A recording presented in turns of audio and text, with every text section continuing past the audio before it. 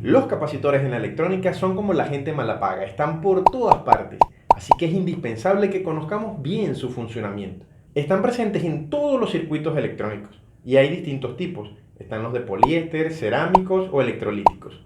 Algunos no tienen polaridad, eso quiere decir que los puedes conectar así o así.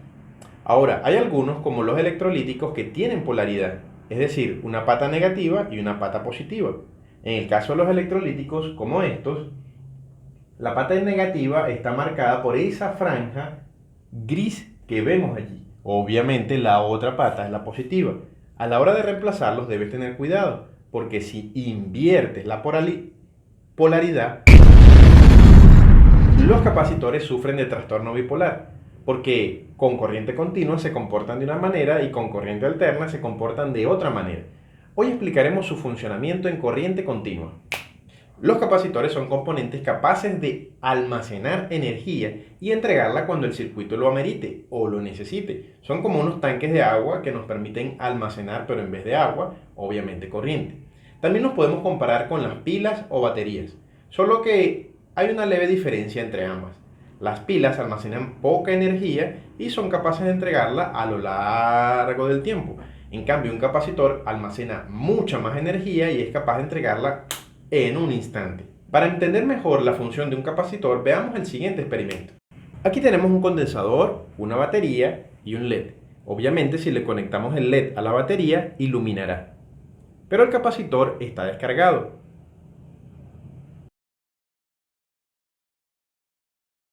¿Qué pasa si le conectamos la batería al condensador, positivo con positivo y negativo con negativo? Lo que está pasando en estos momentos no lo estamos viendo, pero se está cargando con electrones este condensador. Ahora vemos cómo se enciende el LED con el condensador. ¡Wow! Aquí podemos comprobar que un capacitor puede almacenar energía, y esto es importantísimo en electrónica.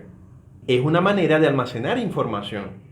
Un capacitor descargado es igual a 0 y un capacitor cargado es igual a 1.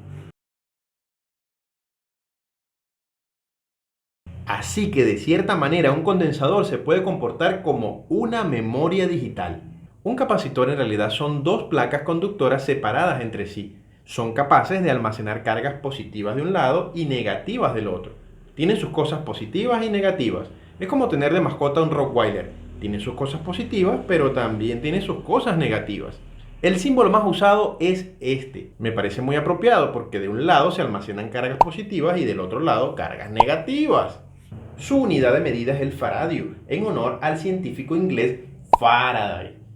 Pero en electrónica, un faradio es una capacidad demasiado exagerada. Es como cocinar una receta con los ingredientes expresados en toneladas. Así que solemos utilizar unidades más bajas como el microfaradio, picofaradio o nanofaradio. Aquí vemos un condensador electrolítico, el cual nos da tres datos importantes. Número uno, como ya vimos, la franja gris nos indica cuál es la patilla negativa. Número 2, su capacidad de almacenamiento expresada en microfaradios. Y número 3, la capacidad máxima de voltios que soporta o tolera. En este caso, 25. Eso quiere decir que si lo cargas con 12 voltios, estará bien. Si lo cargas con 25, aún puede tolerarlo.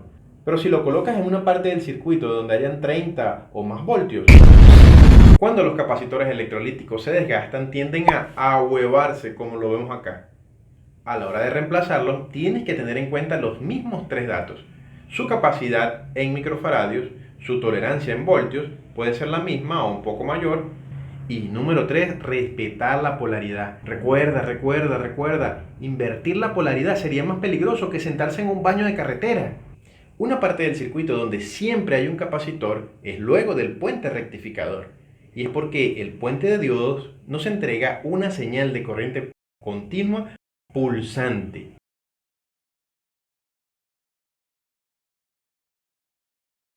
Esta señal tiene el síndrome de Julio Iglesias, es decir, a veces sí, a veces no, a veces tú, a veces yo.